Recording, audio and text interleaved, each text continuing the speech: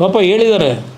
ಪಾಪ ಹೆಣ್ಮಕ್ಳಿಗೆ ಅಯ್ಯೋ ಅಯ್ಯೋ ಬಿಡದಿ ಹೆಣ್ಮಕ್ಳಿಗೆ ರಿಕ್ವೆಸ್ಟ್ ಮಾಡ್ತೀನಿ, ನಮ್ಮ ಅಧಿಕಾರಿಗಳಿಗೆ ಹೊಡಿಬೇಡಿ ಇದಂಥದ್ರಲ್ಲಿ ಎಂಥದ್ರಲ್ಲಿ ಪರಕೆಯಲ್ಲಿ ನನಗೆ ಹೊಡಿರಪ್ಪ ಅಂತ ಅವ್ರೆ. ಇದು ಏನು ರೀ ಒಬ್ಬ ಮುಖ್ಯಮಂತ್ರಿ ಅಂತ ಹೇಳಕತ್ತಿದ್ದೀರಿ? ಬಾಬಾ ಮುಖ್ಯಮಂತ್ರಿ ಬಾಯಿಗೆ ಬರೋ ಮಾತಾ ಇದು, ಬಂದು ನನಗೆ ಬೇಕಾದ್ರೆ ಪರಕೆಯಲ್ಲಿ ಹೊಡಿಲಿ ಅಂತ. ಹೋಗಲಿ, ಯಾರಾದರೂ ಆ ಥರ ಹೇಳ್ತಕ್ಕಂಥದ್ದು ಒಬ್ಬ ಸಾಮಾನ್ಯ ಕನಿಷ್ಠ ಜ್ಞಾನ ಇಲ್ಲದೆ ಇರೋನು ಹೇಳ್ತಾನೆ, ಬಾರಪ್ಪ ಪರಕೆ ತಗೊಂಬಂದು ಹೊಡಿ ಅಂತ ಹೇಳಿ. ಇದೇನು ನಮ್ಮ ರಾಜ್ಯದ ದುರ್ಗತಿ ಎಲ್ಲಿಗೆ ಬಂತು? ಚಪ್ಪಲಿ ಅಲ್ಲಪ್ಪ, ಅಯ್ಯೋ ದಯವಿಟ್ಟು ಪರಕೆಯಲ್ಲಿ ನನಗೆ ಹೊಡೀರಿ, ಕಲ್ಲು ಹೊಡೀರಿ. ಪಾಪ ಅಪ್ಪಾಜಿಯವ್ರನ್ನ ಕೇಳೋರೆ, ಗಾಂಧಿ ಪ್ರತಿಮೆ ಜ್ಞಾಪಕ ಬರಲಿಲ್ವ, ಈಗ ಬಂದಿದ್ಯಾ ಜ್ಞಾಪಕಕ್ಕೆ ಅಂತ.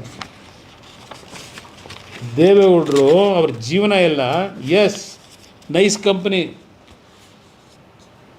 ಒಂದು ರೋಡ್ ಆಗಬೇಕು ಅಂತ ಆಸೆ ಪಟ್ಟವರು. ಬೆಂಗಳೂರು ಮೈಸೂರು ಆಕ್ಸಿಡೆಂಟ್ಗಳಿಗೆ ಜನ ಸಾಯ್ತಾರಲ್ಲ ಅಂತ ಹೇಳಿ ಡೆಲ್ಲಿಗೆ ಬಂದರೆ ಅವರು ಆಮೇಲೆ ಏನೇನು ಮಾಡ್ಕೊಂಬಂದ್ರಪ್ಪ. ಇದೇ ಈಗ ಹೇಳ್ತಾ ಇದ್ದೀರಲ್ಲ,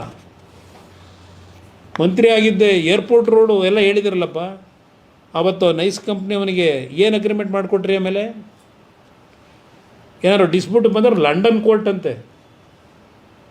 ನಾವು ಮಾಡಿದ್ವ ಲಂಡನ್ ಕೋರ್ಟಿಗೆ?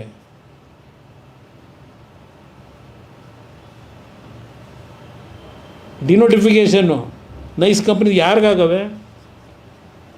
ಪಾಪ ನಮ್ಮ ಹೆಸರು ನಿಂತು ದೇವಗೆರೆ ಅಂತೆ, ಕೇತನಹಳ್ಳಿ ಅಂತೆ, ಅದೇನೋ ಈಗೆಲ್ಲೋ ಹೊಸೂರ ಹತ್ರ ತಗೊಂಡವ್ರಂತೆ ಹೇಳಿದಿರಲ್ಲ. ನನ್ನ ಮಗ ಆಗಲೇ ಹೇಳ್ದ, 5 ಎಕರೆ ಬೇಕಾದ್ರೆ ದಾನ ಬರ್ಕೊಟ್ಬಿಡ್ತೀನಿ ಅಲ್ಲಿ ಡೆವಲಪ್ಮೆಂಟ್ಗೆ ಅಂತ. ಇದು ಇಲ್ಲಿ ಮಾಡಿದ್ದೀರಿ. ದೇವೇಗೌಡರು ಹೋರಾಟ ಎಷ್ಟು, ನೀವೇನು ಮಾಡಿದಿರಿ? ನೈಸ್ ಕಂಪ್ನಿ ಎಲ್ಲ ಇದನ್ನು ಹೊಡಿಲಿಕ್ಕೆ ಹೊರಟಿದ್ದೀರಿ. ಏನಲ್ಲಿ ಹೊಸಕೆರೆ ಎಳ್ಳೆ ಥರ ನಿಂತೈತೆ ಬೃಹದಾಕಾರವಾಗಿ, ಶೋಭಾಯಮಾನವಾಗಿದೆ. ಅಲ್ಲಿ NOC ಯಾರಪ್ಪ ಕೊಟ್ಟವರು? ಕಟ್ಟಿದಿರಲ್ಲ ಶೋಭಾಯಮಾನವಾಗಿ.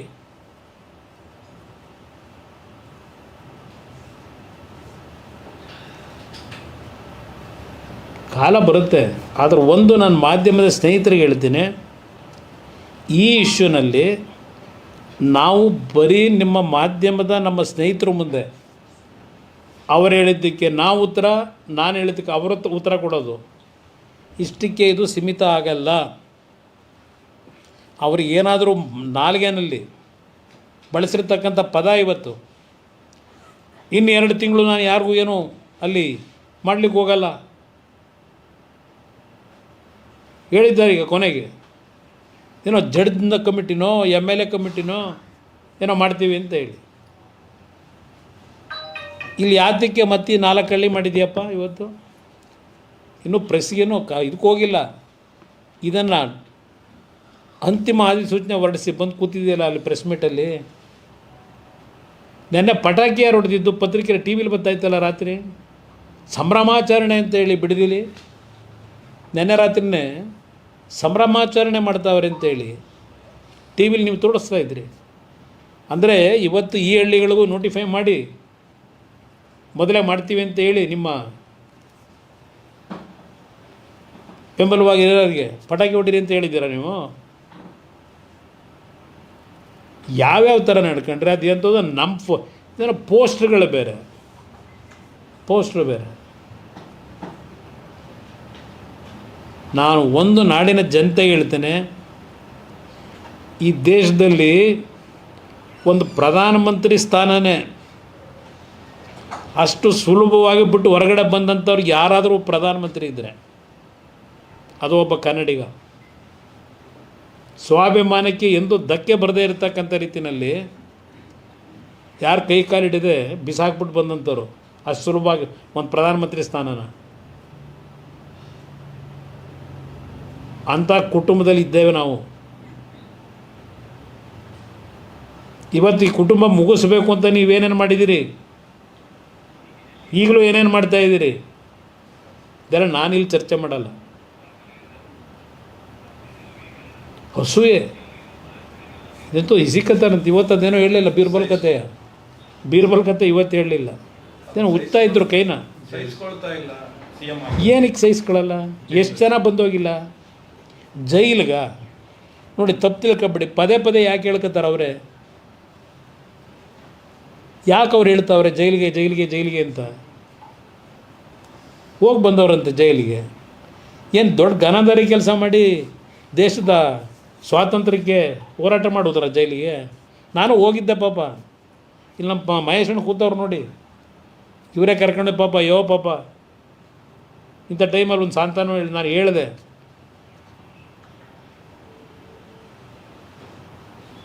ಏನಕ್ಕೆ ಹೋದ್ರು ಜೈಲಿಗೆ? ಎಲ್ಲ ಜಯಿಸ್ಕೊತೀನಿ ಅಂತಾರೆ. ಯಾಕೆಂದರೆ ಸತ್ಯ ಹೊರಗೆ ಬರಬೇಕಲ್ಲ, ಯಾವತ್ತೋ ಒಂದು ದಿವಸ ಬರುತ್ತೆ. ಯಾತಕ್ಕೆ ಇವೆಲ್ಲ ನಡೀತಾ ಇದೆ ಅಂತೇಳಿ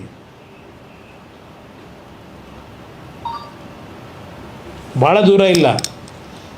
ಏಕೆಂದರೆ ಇದೇನೋ ಹೇಳ್ತಾರಲ್ಲ, ನಾನು ಆ ಪದ ಬಳಸಲ್ಲ, ಅದೇನೋ ಇದು ಹೇಳ್ತಾರೆ ಏಕೆಂದರೆ ಆ ಡೊಂಕಿನ ಪದ ಬೇಡ ಹೇಳೋದು, ಚೆನ್ನಾಗಿರಲ್ಲ. ಅವ್ರು ಬಂದಿರತಕ್ಕಂಥ ಬ್ಯಾಕ್ಗ್ರೌಂಡು ಸಾಕಷ್ಟೇ, ಬದಲಾವಣೆ ಮಾಡೋಕ್ಕಾಗುತ್ತಾ? ತೆನಾಲಿ ರಾಮಕೃಷ್ಣ ನಾನು ಹೇಳ್ಬೇಕಾಯ್ತದ ಕತೆ. ಅವ್ರು ಬೀರ್ಬಲ್ ಅಂತ ಹೇಳಿದ್ರು ಹೊಟ್ಟೆ ನೋವಿಗೆ. ತೆನಾಲಿ ರಾಮಕೃಷ್ಣ ಕರಿ ನಾಯಿ ಬಿಳಿ ನಾಯಿ ಮಾಡೋಕೆ ಹೋಯ್ತಾನಲ್ವ, ಅದೊಂದು ಕತೆ ಇದೆಯಲ್ಲ, ಮಾಡೋಕ್ಕಾಯ್ತದ?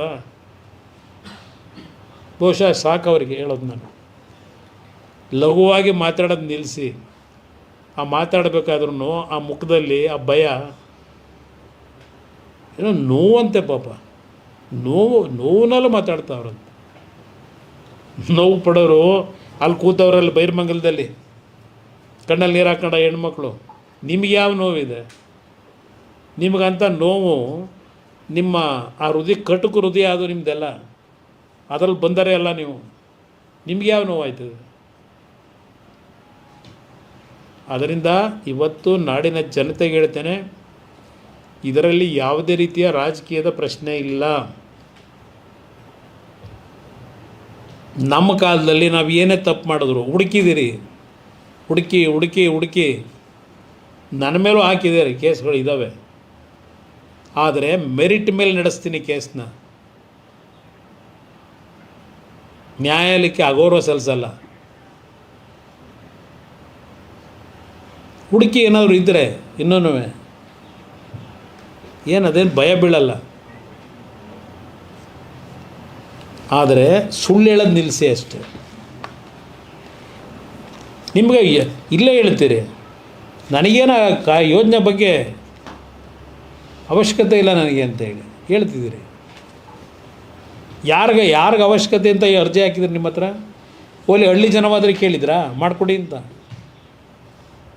ಏನೋ ಕುಮಾರಸ್ವಾಮಿ ಕಾಲದಲ್ಲಿ 25 ಲಕ್ಷಕ್ಕೆ ಫಿಕ್ಸ್ ಮಾಡಿಬಿಟ್ಟಿದ್ದಂತೆ. ನೋಟಿಫಿಕೇಷನೇ ಮಾಡಿಲ್ಲ ನಮ್ಮ ಕಾಲದಲ್ಲಿ. ನೋಟಿಫಿಕೇಷನ್ ಮಾಡೋದು 2020 ಇವ್ರು ಮಾಡ್ಕೊಂಡವ್ರೆ 26ರಲ್ಲಿ ಫೈನಲ್ ನೋಟಿಫಿಕೇಷನ್ನ. ನಾನು ನೋಟಿಫಿಕೇಷನ್ ಮಾಡಿದ್ರೆ ದುಡ್ಡು ಹೆಂಗೆ ಫಿಕ್ಸ್ ಮಾಡೋಕ್ಕಾಯ್ತದೆ? ಅಷ್ಟು ಬೇಡವ? ಗೊತ್ತು, ಇಷ್ಟೆಲ್ಲ ನಡೆಸ್ತಿರಲ್ಲಪ್ಪ ದಿನ ವ್ಯವಹಾರ. ರಾತ್ರಿ 12 ಗಂಟೆ 1 ಗಂಟೆವರೆಗೂ ಅದೇನೋ ಕುಮಾರ್ ಕೃಪಾ ಎಲ್ಲಾದರೂ ಉಂಟೇನ್ರಿ? ನಿಮ್ಮ ಮನಸ್ಸಾದರೂ ಯಾಗ್ರಿ ಬಂದಿದೆ? ಆ ಕುಮಾರ್ ಕೃಪಾ ಒಂದು ಹೆರಿಟೇಜು ಬಿಲ್ಡಿಂಗ್, ಅದು ಅನ್ಯಾಯ ಮಾಡಿದ್ದೀರಿ, ಕೇಳೋರು ದಿಕ್ಕಿಲ್ಲ.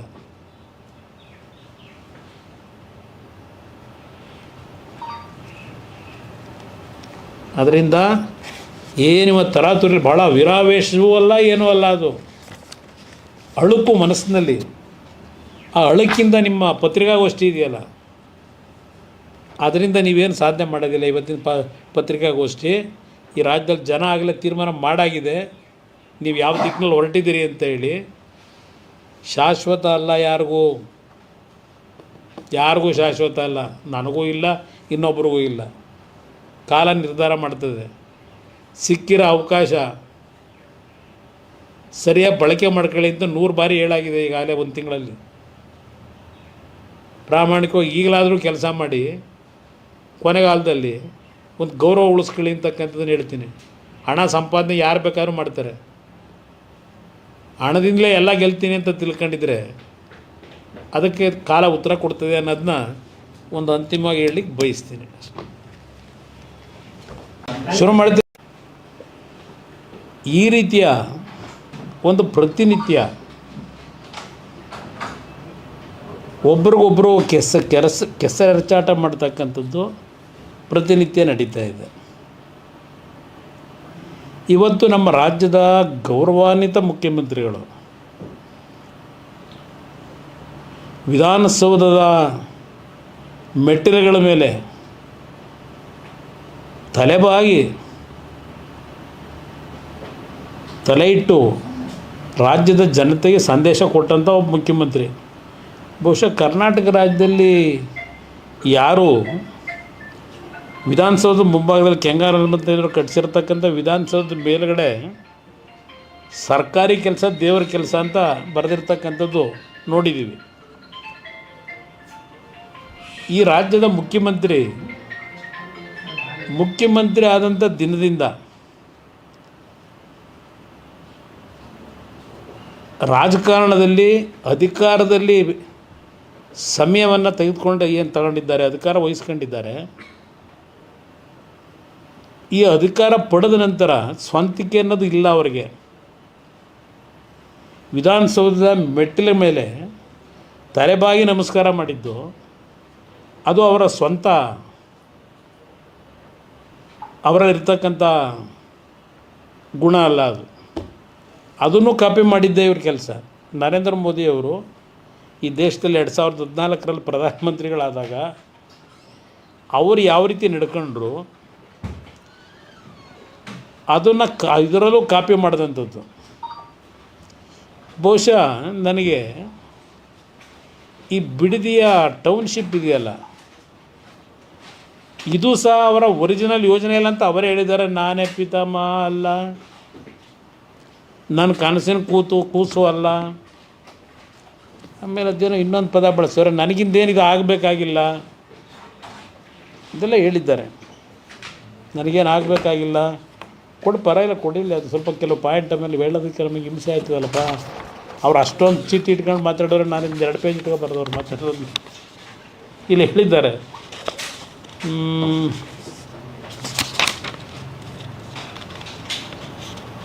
ನಾನು ಪಿತಾಮಹ ಅಲ್ಲ, ನನ್ನ ಕನಸಿನ ಯೋಜನೆ ಅಲ್ಲ, ನನಗೆ ಯೋಜನೆ ಅವಶ್ಯಕತೆ ಇಲ್ಲ. ಇವರಿಗೆ ಬ್ರದರ್ ಅವಶ್ಯಕತೆ ಇಲ್ಲದೆ ಇದ್ದ ಮೇಲೆ ಈ ಯೋಜನೆ ಕೈ ಯಾಕೆ ಹಾಕೊಂಡವ್ರೆ? ಇವ್ರಿಗೆ ಅವಶ್ಯಕತೆ ಇಲ್ವಂತೆ, ಮತ್ತು ಯಾರಿಗೆ ಅವಶ್ಯಕತೆ ಇದೆ? ಇದು ಡೆಲ್ಲಿಲಿ ಅವ್ರನ್ನ ಕರ್ಕೊಂಡೋಗಿ ಕೂರಿಸೋರಲ್ಲ. ಈಗ ಅವರಿದನ್ನು ಮಾಡು ಅಂತ ಹೇಳಿ ಕಳಿಸಿದ್ರು. ಇಲ್ಲ, ನಾನು ಹೇಳಿದ್ದೀನೋ. ನಾನೀಗಾಗಲೇ ರಾಜ್ಯದ ಜನತೆಗೆ ತಿಳಿಸ್ಲಿಕ್ಕೆ ಬಯಸ್ತೀನಿ, ಈ ಪ್ರಾಜೆಕ್ಟು ಬಂದಂಥದ್ದು ಯಾವ ರೀತಿ ಪ್ರಾರಂಭ ಆಗಿದೆ, ಅದು ಅಂತಿಮ ಎಲ್ಲಿತ್ತು, ಈಗ ಅದು ಮತ್ಯಾತಕ್ಕೆ ಪ್ರಾರಂಭ ಆಯ್ತಿದು, ಇದು 100 ಬಾರಿ ಜನತೆ ಮುಂದೆ ಹೇಳಿದ್ದೀನಿ. ಪಾಪ ಇವತ್ತು ಹೇಳ್ಕೊಂಡಿದ್ದಾರೆ, ದೇವೇಗೌಡರ ಹೆಸರನ್ನು ತೆಗೆದಿದ್ದಾರೆ. ಅದೇನೋ ಅಣ್ಣಾಜಿ ಅಂತ ಪದ ಬಳಸೋರೆ. ಕೈ ಮುಗಿತೀನಿ, ದಯವಿಟ್ಟು ನಮ್ಮನ್ನು ನೀವು ಅಣ್ಣನೂ ಮಾಡ್ಕೊಳ್ಳೋದು ಬೇಡ, ನಾವು ನಿಮ್ಮನ್ನು ತಮ್ಮನೂ ಮಾಡ್ಕೊಳ್ಳೋದು ಬೇಡ. ಅದರ ಅವಶ್ಯಕತೆ ನನಗಿಲ್ಲ. ಇಲ್ಲಿ ಪ್ರಶ್ನೆ, ಈ ಪ್ರಾಜೆಕ್ಟು ಎಲ್ಲಿಂದ ಉದ್ಭವ ಆಯಿತು? 2006 ಹೌದು, ನಾನು ಮುಖ್ಯಮಂತ್ರಿ ಆದೆ. 2006ರಲ್ಲಿ ಮುಖ್ಯಮಂತ್ರಿ ಆದಾಗ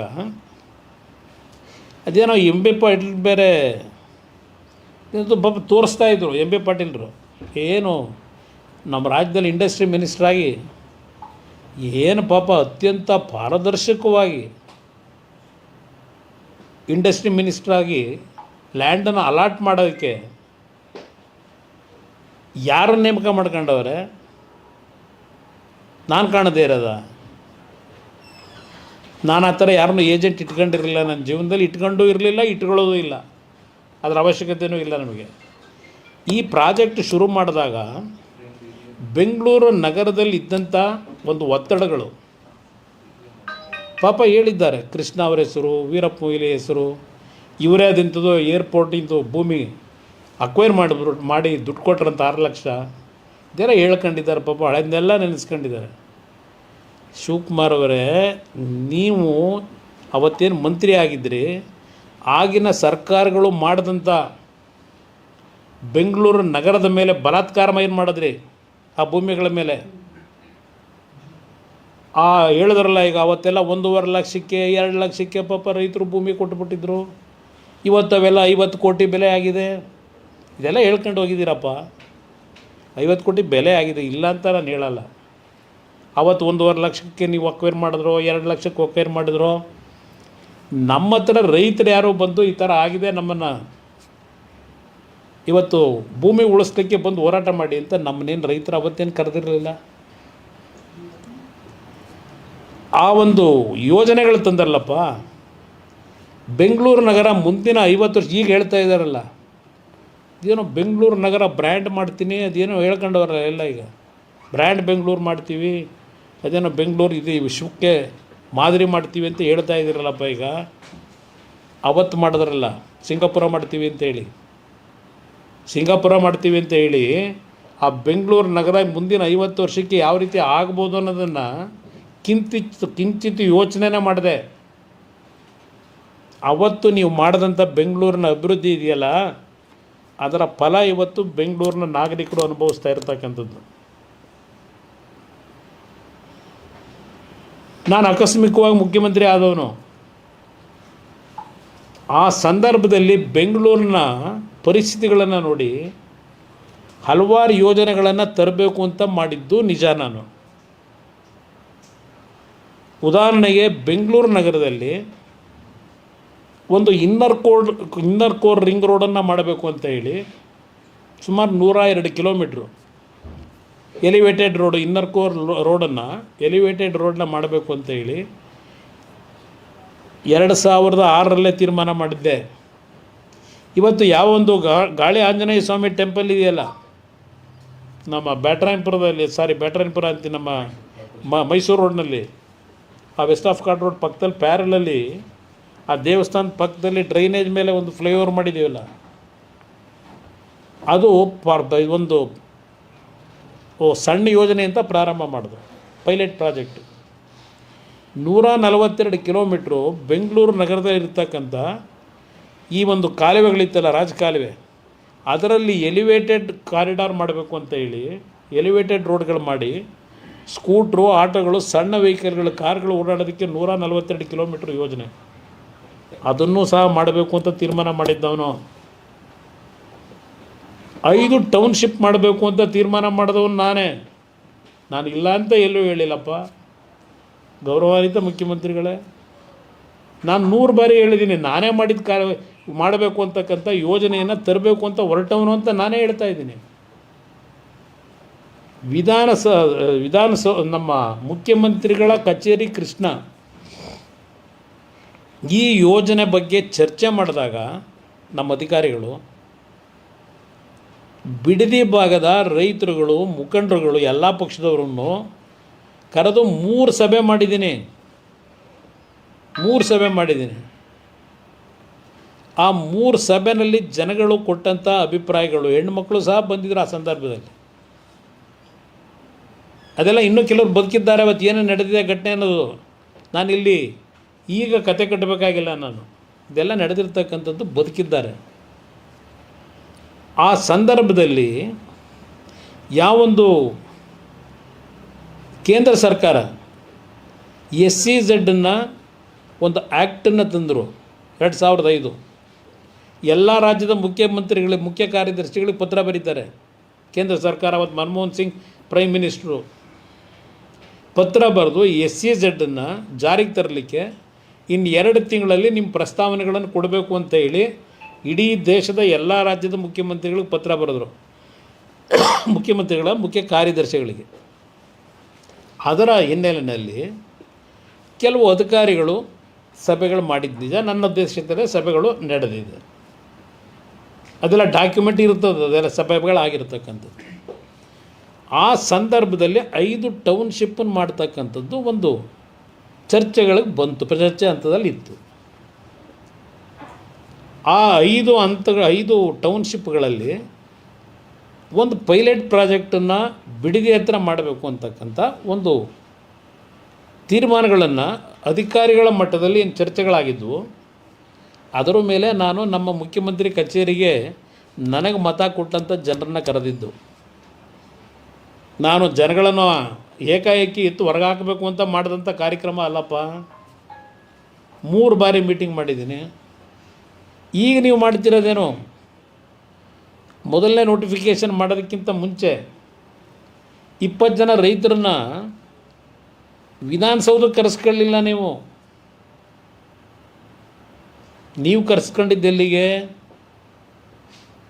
ಸರ್ಕಾರದಲ್ಲಿ ಸುಳ್ಳು ದಾಖಲೆಗಳನ್ನು ಸೃಷ್ಟಿ ಮಾಡಿ ಕಟ್ಟಿದಿರಲ್ಲಪ್ಪ. ಒಂದು ನ್ಯಾಷನಲ್ ಎಂಥ ಸ್ಕೂಲ್ ಅದು, ನ್ಯಾಷನಲ್ ಪಬ್ಲಿಕ್ ಸ್ಕೂಲು. ಏನು ಪಾಪ ಜನಕ್ಕೆ ಚಾರಿಟಿ ಎಜುಕೇಷನ್ ಕೊಡ್ತಾ ಇರೋದು, ಅಲ್ಲಿ ಫ್ರೀ ಎಜುಕೇಷನ್ ಕೊಡ್ತಾವ್ರೆ. ಸರ್ಕಾರಿ ದಾಖಲೆಗಳನ್ನು ತಿದ್ದಿ ಇದನ್ನು ಕದ್ದು ಅವನ್ನೆಲ್ಲ ದಾಖಲೆ ಮಿಸ್ಸಿಂಗು ಅಂತ ಹೇಳಿ ಒಬ್ಬ ರಿಟೈರ್ಡ್ ಅಧಿಕಾರಿ 100 ಬಾರಿ ನನ್ನ ಹತ್ರ ಬಂದರು. ಪಾಪ ಬೀದಿಗೆ ತಗೊಂಡು ನಿಲ್ಲಿಸಿದಾರಲ್ಲಪ್ಪ.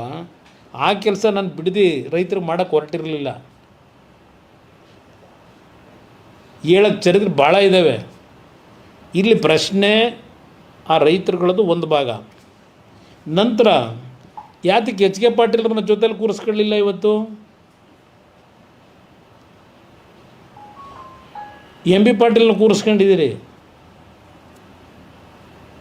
ಎಂ ಬಿ ಪಾಟೀಲ್ದು ಗೊತ್ತು ನಮಗೆ. ಎಂ ಬಿ ಪಾಟೀಲೆಲ್ಲ ಸತ್ಯಶೋಧನಾ ಸಮಿತಿಯಲ್ಲಿ ಇದ್ದಿದ್ದು. ಅವತ್ತು ಸತ್ಯಶೋಧನಾ ಸಮಿತಿ ಚೇರ್ಮನ್ನು ನಿಮ್ಮ ಎಚ್ ಕೆ ಪಾಟೀಲ್ರು. ಎಲ್ಲಿದೆ ಆ ರಿಪೋರ್ಟು ಸತ್ಯಶೋಧನಾ ಸಮಿತಿದು? ಇಡೀ ಜನಗಳ ಮುಂದೆ. ಅದರ ಹಿನ್ನೆಲೆಯಲ್ಲಿ ವಿಧಾನಸಭೆಯಲ್ಲಿ ಚರ್ಚೆ ಆಯ್ತಲ್ಲಪ್ಪ. ಸಭೆಯಲ್ಲಿ ನೀನು ಭಾಗವಹಿಸಿದ್ದಲ್ಲಪ್ಪ. ನೀವು ಭಾಗವಹಿಸಿ ಏನೇನು ಚರ್ಚೆ ಮಾಡಿದ್ರಿ? ಶಿವಕುಮಾರು, ಸಿದ್ದರಾಮಯ್ಯ, ಮಲ್ಲಿಕಾರ್ಜುನ್ ಖರ್ಗೆ, ಧರ್ಮಸಿಂಗು, ಶ್ರೀರಾಮ್ ರೆಡ್ಡಿ, ಮಾಧುಸ್ವಾಮಿ, ಜಯಪ್ರಕಾಶ್ ನಾರಾಯಣ್, ಹೇಳ್ತಾ ಹೋಗಬಲ್ಲ ಹೆಸರುಗಳನ್ನ. ಯಾರ್ಯಾರು ಚರ್ಚೆಯಲ್ಲಿ ಭಾಗವಹಿಸಿದ್ರು, ಏನೇನು ಚರ್ಚೆಗಳಾಯಿತು ಹೇಳಿದ್ರಲ್ಲಪ್ಪ ನೀವು ಅವತ್ತು ಸಭೆಯಲ್ಲಿ, ವಿಧಾನಸಭೆಯಲ್ಲಿ ಅಧಿವೇಶನದಲ್ಲಿ ಹೇಳಿದ್ರಿ. ಕೇವಲ ಅದು ಸ್ವಾತಂತ್ರ್ಯ ಬಂದಂಥ ಸಂದರ್ಭದಲ್ಲಿ ಮುಖ್ಯಮಂತ್ರಿ ಆದಂಥ ಕೆ ಸಿ ರೆಡ್ಡಿ ಅವರ ಕಾಲದಿಂದ ಧರ್ಮಸಿಂಗ್ ಕಾಲದವರೆಗೆ ನಾವು ಕೇವಲ 18,000 ಎಕರೆ ಅಕ್ವೈರ್ ಮಾಡಿದ್ದು ಭೂಮಿನ. ಈ ಸರ್ಕಾರ ಬಂದು BJP JDSನ ಸರ್ಕಾರ 18 ತಿಂಗಳಿಗೆ 1,60,000 ಎಕರೆ ಭೂಮಿ ನೋಟಿಫಿಕೇಷನ್ ಮಾಡಕ್ಕೆ ಕೊಟ್ಬಿಟ್ಟವ್ರೆ. ಇದೆಲ್ಲ ಭಾಷಣ ಮಾಡಿದಿರಲ್ಲಪ್ಪ. ಅದೆಂಥದ್ದು ಇಷ್ಟೊಂದು ಕಂತು ಇಟ್ಕೊಂಡಿದ್ರಲ್ಲ, ಚೀಟಿಗಳು ತೆಗೆದು ಆ ಕಡೆ ಈ ಕಡೆ. ಪಾಪ ನೋಡ್ತಾ ಇದ್ದೆ ನಿಮ್ಮ ಪರದಾಟನ. ನಿಮ್ಮ ಮುಖದಲ್ಲಿ ಆ ಪಾಪ ಪ್ರಜ್ಞೆ ಅನ್ನೋದು ತುಳುಕ್ತಾ ಇತ್ತು ಆ ಟಿ ವಿಲಿ ನೋಡಿದ್ರೆ. ನಾನು ಯಾಕೆಂದರೆ ಬೆಳಗ್ಗೆ ಕ್ಯಾಬಿನೆಟ್ ಮೀಟಿಂಗ್ ಇತ್ತು. ಕ್ಯಾಬಿನೆಟ್ ಮೀಟಿಂಗ್ ಮುಗಿಸ್ಕೊಂಡು ಬಂದೆ. ನನ್ನ ಕ್ಷೇತ್ರದ ಒಂದು 25-30 ಜನ ಲೀಡರ್ಗಳು ಬಂದಿದ್ದರು. ಅವ್ರ ಜೊತೆಲಿ ಊಟ ಮಾಡ್ತಾ ಕೂತಿದ್ದೆ. ಆಗಿಲ್ಲ ಯಾರ ಬಂದು ತೋರಿಸಿದ್ರು. ಅದರಿಂದ ನಿಮ್ಮನ್ನೀಗ ಅಬ್ರಪ್ಟಾಗಿ ಕರೆದೆ ಈಗ ಅಷ್ಟೇ. ಚರ್ಚೆ ಮಾಡೋಣ, ಅದು ಬರೀ ಒಂದು ಸೈಡ್ ಹೋಗಬಾರ್ದು ಸುದ್ದಿ ಅಂತ. ಇಲ್ಲಿ ಚರ್ಚೆ ಮಾಡಿದ ದಿವಸನೇ ಈಗ ಅದನ್ನು ಡೇಟ್ಗಳು ಹೇಳೋರಲ್ಲ. ಸನ್ಮಾನ್ಯ ಆನರಬಲ್ ಚೀಫ್ ಮಿನಿಸ್ಟ್ರು ಅವರ ಅಧ್ಯಕ್ಷತೆಯಲ್ಲಿ ಯಾವ್ಯಾವ ಡೇಟು ಅಂತ ಹೇಳಿದಿರಲ್ಲ. ಹಲವಾರು HLCC ಮೀಟಿಂಗ್ಗಳು ನಾನು ಮುಖ್ಯಮಂತ್ರಿ ಇದ್ದಾಗ ಮಾಡಿದ್ದೇವೆ. ನನಗದರ ಅನುಭವವೂ ಇದೆ. ಎಷ್ಟು HLCC ಮೀಟಿಂಗ್ಗಳಲ್ಲಿ ಕೆಲವರು ಅರ್ಜಿ ಕೊಟ್ಟು ಒಂದು ಯೋಜನೆ ಮಾಡ್ತೀವಿ ಅಂತ ಬಂದಂಥವರು ಎಷ್ಟು ಪರ್ಸೆಂಟೇಜ್ ಜನ ಅದನ್ನು ಮಾಡಿದ್ದಾರೆ ಅಂತಕ್ಕಂಥದ್ದು ತೆಗೆದ್ರೆ ನಿಮಗೆ ಅಲ್ಲೇ ಪರ್ಸೆಂಟೇಜ್ ಸಿಗ್ತದೆ. HLCCನಲ್ಲಿ ಹಲವಾರು ಸಬ್ಜೆಕ್ಟ್ ತರ್ತಾರೆ. ಅದು ರಾಜ್ಯದ ಮುಖ್ಯಮಂತ್ರಿ ಹೇಳಿ ತರಿಸಲ್ಲ ಸಬ್ಜೆಕ್ಟ್ನ, ಇಂತಿಂಥ ಸಬ್ಜೆಕ್ಟ್ ತನ್ನಿ ಅಂತ. ಇವರೇನಾದರೂ ಮಾಡ್ಕೊಂಡಿರ್ಬೋದು ಗೊತ್ತಿಲ್ಲ ನನಗೆ. ನಮ್ಮ ಕಾಲದಲ್ಲಿ ಆ ಒಂದು ಗೈಡ್ಲೈನ್ಗಳೇನು ಇಟ್ಕೊಂಡಿದ್ರು, ನಮ್ಮ ಅಧಿಕಾರಿಗಳಿಂದ ಅದು ಫೈಲ್ ಮೂವ್ಮೆಂಟ್ ಆಗಿ ಅಂತಿಮವಾಗಿ HLCCಗೆ ತರ್ತಕ್ಕಂಥ ಒಂದು ಪ್ರಕ್ರಿಯೆ ಅದು ಸರ್ಕಾರದಲ್ಲಿ. ಅದಕ್ಕೆ ಚೇರ್ಮನ್ ನಾನು ಇರ್ತೀನಿ.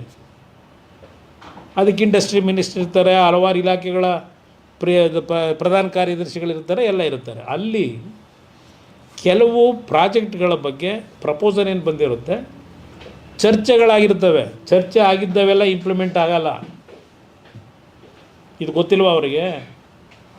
ನನಗಿಂತ ಮುಂಚೆನೇ ಮಂತ್ರಿ ಆಗಿದ್ದಾರಲ್ಲ, ಪಾಪ ಅವ್ರು ಹೇಳಿದ್ದಾರಲ್ಲ, ಅದೆಂಥದ್ದು ಪಾಪ ಒಟ್ಟು ನೋವಂತೆ, ಕಿವುಚ್ತಾರಂತೆ. ಹಂಗೆ ಅನ್ನಿಸ್ತದೆ. ನಾನು ನೋಡಿದರೆ 3 ದಿವಸ ನಾನು ಪ್ರವಾಸ ಮಾಡಿ ಬಂದೆ ಪಶ್ಚಿಮ ಬಂಗಾಳದಲ್ಲಿ. ನಮ್ಮ ಸ್ಟೀಲ್ ಅಥಾರಿಟಿಯಲ್ಲಿ ಇರ್ತಕ್ಕಂಥ ಕಾರ್ಖಾನೆಗಳು ವಿಸಿಟ್ ಕೊಟ್ಟು ಏನೇನು ಮಾಡಬೇಕು ಅಂತೇಳಿ ಡೈರೆಕ್ಷನ್ ಕೊಟ್ಟು ಬಂದೆ. ನನಗೆ 24 ಗಂಟೆ ಉಸಿರಾಡೋಕ್ಕಾಗದೇ ಇರೋ ಕೆಲಸಗಳವೇ ಇಲ್ಲಿ. ಅಲ್ಲಿ ರಾಜ್ಯದಲ್ಲಿ ಯಾರು ಮುಖ್ಯಮಂತ್ರಿ, ಯಾರನ್ನ ನೋಡಿ ಹೊಟ್ಟೆವರಿ ಪಡಬೇಕು, ಟೈಮ್ ಇರಬೇಕಲ್ಲ ನನಗೆ. ಅದರಿಂದ ಈ ಲಘುವಾದ ಮಾತುಗಳನ್ನು ನಿಲ್ಲಿಸಿ, ಇಲ್ಲಿ ಯಾವಾಗ ಚರ್ಚೆ ನಡೀತು ವಿಧಾನಸಭೆ ಕಲಾಪದಲ್ಲಿ, ಚರ್ಚೆ ಆಗಿದ್ದು 29-30 2 ದಿನ, ಆಗಸ್ಟ್ ತಿಂಗಳು 2007.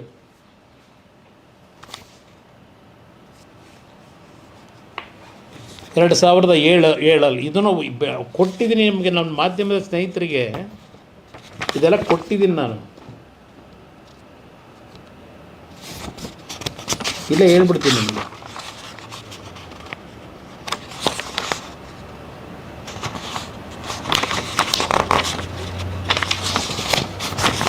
ಇದು ಹೇಳಿದ್ನಲ್ಲ, 29-30 ಆಗಸ್ಟ್ 2007 ಸುದೀರ್ಘವಾಗಿ ಚರ್ಚೆ ನಡೆದಂಥದ್ದು.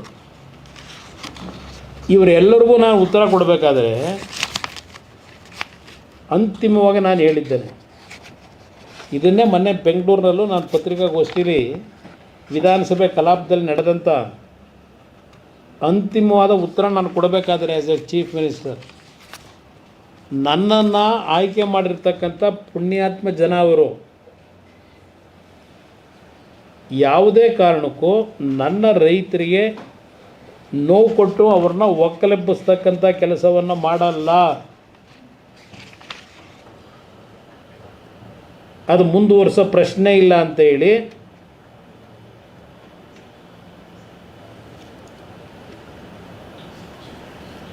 ಇಲ್ಲಿ ಹೇಳ್ತಿದ್ದೀನಿ. ಹೇಳಿದಾರಲ್ಲ HLCC ಮೀಟಿಂಗು, ಹೇಳ್ತಾರೆ ನೋಡಿ, ಈ ಮಟ್ಟಕ್ಕೆ ರೈತರನ್ನು ಒಕ್ಕಲೆಬ್ಬಿಸಲಿಕ್ಕೆ ನೀವು ಹೊರಟಿದ್ದೀರಿ ಎಂದೇನು ಎಲ್ಲ ಸದಸ್ಯರುಗಳು ಹೇಳಿದ್ದಾರೆ. ನಾನು ಇಲ್ಲಿ ಒಂದು ವಿಷಯವನ್ನು ಹೇಳುವುದಕ್ಕೆ ಬಯಸುತ್ತೇನೆ. HLCCನಲ್ಲಿ ನಮ್ಮ ಸರ್ಕಾರ ಬಂದ ಮೇಲೆ ಏನು ತೀರ್ಮಾನವಾಗಿದೆ ಎಂದು ಹೇಳುವುದಕ್ಕೆ ಬಯಸುತ್ತೇನೆ. ಡಾಲರ್ಸ್ ಹೋಟೆಲ್ ಲಿಮಿಟೆಡ್ 17ನೇ ತಾರೀಕಿನ HLC ಮೀಟಿಂಗ್ನಲ್ಲಿ ಬಂದಿದೆ. Nature of approval, consent process, status of acquisition not commenced.